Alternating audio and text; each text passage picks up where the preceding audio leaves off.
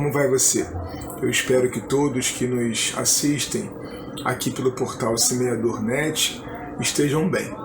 Nos chegou uma pergunta que nós vamos tentar responder agora no limite dos nossos conhecimentos, que é a seguinte: se a doutrina espírita é o consolador prometido, por que os espíritos não demonstram pela ciência a reencarnação? Eu vou primeiro tentar compreender, junto com vocês, cada elemento dessa pergunta, para depois chegar à tentativa de respondê-la, tudo bem? Primeiro, o que nós queremos dizer quando afirmamos que a doutrina espírita é o consolador prometido? Porque Allan Kardec usa o termo para justificar que a doutrina espírita, como várias outras filosofias também presentes no planeta, ela tem o seu caráter revelatório. Mas vamos lembrar que revelatório em duas instâncias. Primeiro, a revelação que vem mesmo dos espíritos superiores, uma informação que nos chega, nova, revelada, como Kardec fala em A Gênese, os milagres, as predições segundo o Espiritismo, é aquilo que é tirado o véu. Então eu revelo, eu demonstro aquilo que antes não estava se vendo. Então ela tem esse caráter, sim, revelatório. Mas também num sentido humano. A revelação espírita, ela passa por um componente de rastreamento, de conferência, que é absolutamente humano. Então, se nós não tivermos cuidado, nós vamos colocar a doutrina espírita como uma promessa no campo da religião. E a doutrina espírita, diferente de revelações anteriores, ela não é uma religião. Ela não é produto de uma mente humana que recebeu as informações prontas dos céus. Ela é revelada na medida em que a própria inteligência humana tem condições de tirar véus e de enxergar o que há debaixo dos véus, já que durante algum tempo nós preferimos deixar tudo encoberto ou até nos assustamos com aquilo que está ali debaixo do pano. Então, ele vem, enquanto revelação, propiciar, instigar o pensamento humano. E o pensamento humano, junto a essas informações que os espíritos apresentam, é que desenvolve a doutrina espírita. Tudo bem? Então, por que esse conjunto de conhecimentos que é a doutrina dos espíritos não tem a sua conferência científica? E especificamente, por que a reencarnação ainda não foi comprovada? Me parece que é a dúvida de quem nos oportunizou essa ótima pergunta, e talvez seja de mais algumas pessoas aqui. Nesse momento, na segunda parte da pergunta que a gente vai procurar explicar ainda antes da resposta, a gente precisa lembrar o que é a doutrina espírita. Porque quando nós falamos assim, a ciência ainda não chegou, ou a ciência não confirmou, nós estamos falando da ciência oficial, da ciência hegemônica, da ciência mainstream, como se costuma chamar. Porque a doutrina espírita, gente, é ciência. Para Allan Kardec, a doutrina espírita é, pode anotar aí, uma ciência experimental que depreende uma teoria filosófica espiritualista e que oferece consequências moralizadoras. Repara, ele não diz que a doutrina espírita é uma moral, ou se preferirmos, uma religião.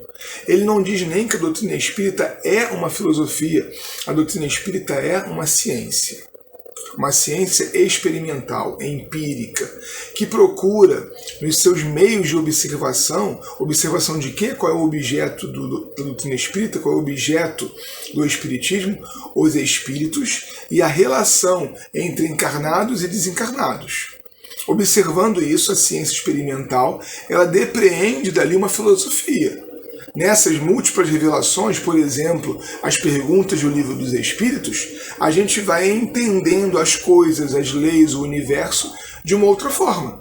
Então a doutrina espírita é ciência, ou melhor, ela precisa ser ciência, porque vai aí também uma distinção necessária entre o que é a doutrina espírita e o que é o movimento dos espíritas em torno dela. Nem sempre o espiritismo, ou seja, a doutrina em movimento, está coerente com o seu arcabouço doutrinário, metodológico. Então a gente precisa fazer espiritismo científico.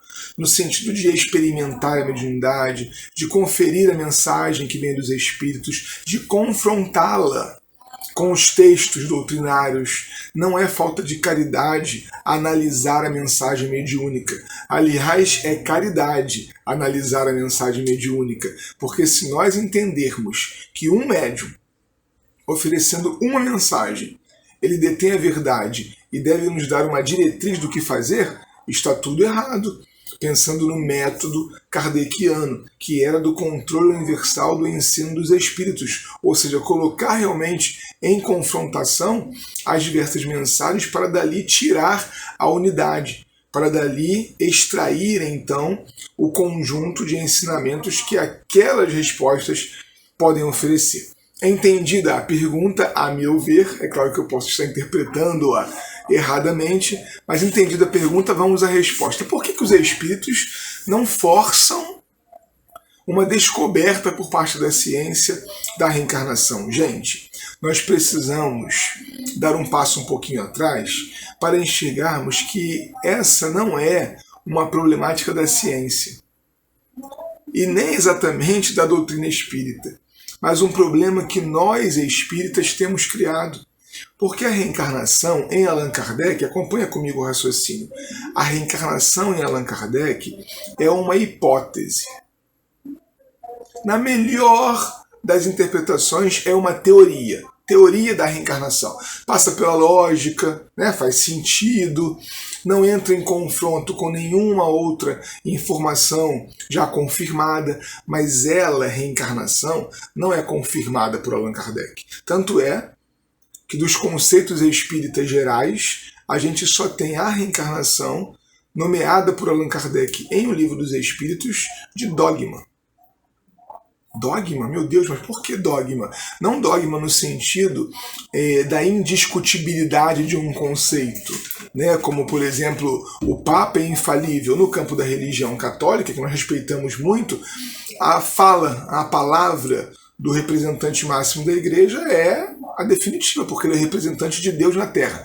Não existem dogmas em doutrina espírita no sentido da impossibilidade de se discutir, mas dogma no sentido de um conceito ainda no campo da lógica, mas não da experimentação. Kardec pôde experimentar a imortalidade da alma através do controle universal do ensino dos espíritos, onde ficava tão clara a evidência da identidade daquele espírito que não podia se dizer que não era ele. Ou seja, os espíritos são imortais, a alma não morre, o que morre é o corpo físico. Foi experimentado, foi confirmado, já a reencarnação não. Mas muita gente que veio logo depois de Kardec, sim, como por exemplo Albert de Rochat. É preciso que leiamos os clássicos para vermos como que esses contemporâneos de Kardec ou de Leon Denis, logo em seguida ao codificador, puderam fazer experimentos, e eles eram todos, ou quase todos, cientistas, professores de universidade, e que se interessaram, enquanto espíritas ou não, porque nós temos, por exemplo, o caso do Cesare Lombroso, que era um grande ateu e que se interessa cientificamente pelo fenômeno, e no meio da experimentação é que ele descobre, olha, isso daqui é real, eu preciso aceitar, isso existe. Por que que nós hoje não temos cientistas estudando os fenômenos espíritas? Porque o espiritismo brasileiro sequestrou a mediunidade. O espiritismo brasileiro reteve a mediunidade dentro do seu raio de ação religioso. Nós transformamos a mediunidade em um uso, demos a ela um uso exclusivamente religioso e perdemos a cultura do cientificismo, perdemos a cultura da crítica. Então, os cientistas querem entrar para estudar a reencarnação, para estudar a mediunidade, só que a gente, por uma série de ortodoxias criadas, não permitimos. Tem acontecido, sobretudo de uns 3 anos para cá, muitos movimentos de renovação nessa tentativa. Espíritas que estão na academia, ou até, em menor número, cientistas interessados no espiritismo. Nós precisamos nos preparar para oferecer esses elementos. Para completar a nossa resposta, queremos citar o grupo de pesquisa de Ian Stevenson, que já é desencarnado, mas que nos deixou uma obra magnífica, 20 casos sugestivos de reencarnação. Alguns continuadores da pesquisa desse doutor em psicologia e que estudou a questão da reencarnação ainda estão avançando muito, mas reparem você, nos Estados Unidos é muito mais comum ouvir-se falar de sensitivos paranormais do que de médiuns espíritas. Por que será que lá esses estudos estão tão desenvolvidos e a reencarnação vai tomando forma enquanto conceito científico? Será que é porque lá não há o espiritismo brasileiro? É uma pergunta que fica aí para a nossa análise crítica. Que possamos abrir os nossos horizontes, menos ideias de revelação vinda do céu pronta e acabada, e mais espírito de pesquisa, para que a gente colabore com o avanço dos conceitos científicos que certamente chegarão àquilo que a doutrina espírita já nos apresenta. Obrigado pela oportunidade e vamos estudar espiritismo. Um abraço.